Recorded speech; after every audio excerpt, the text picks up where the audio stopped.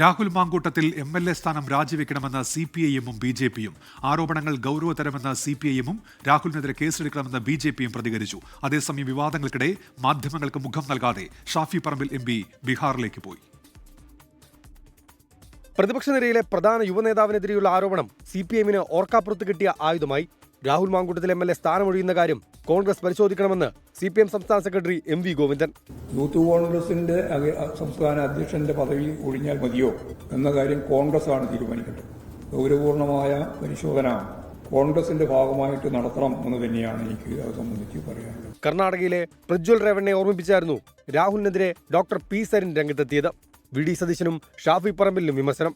കൊണ്ടു നടന്നത് നീയേ ഷാഫി, കൊണ്ടുപോയി കൊല്ലിച്ചതും നീയേ സതീശ എന്നാണ് സത്യം പറഞ്ഞാൽ ഇപ്പോൾ ഓർമ്മ വരുന്നത്. കാരണം എന്തിനു വേണ്ടിയായിരുന്നു പാലക്കാട് ഒരു ഉപതെരഞ്ഞെടുപ്പ് ഉണ്ടായത്?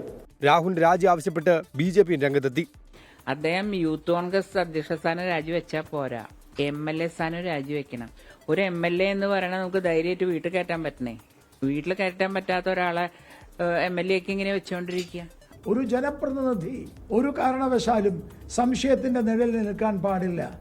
പൊതുസമൂഹത്തിന് മാതൃക കാണിക്കേണ്ടയാളാണ്. അതുകൊണ്ട് MLA സ്ഥാനം രാജിവെക്കണം. വിവാദങ്ങൾക്കിടെ മാധ്യമങ്ങളെ ഒഴിവാക്കി ഷാഫി പറമ്പിൽ ഡൽഹിയിൽ നിന്ന് ബീഹാറിലേക്ക് പോയി. വോട്ടറധികാര യാത്രയിൽ പങ്കെടുക്കാനാണെന്നാണ് വിശദീകരണം. News desk 24.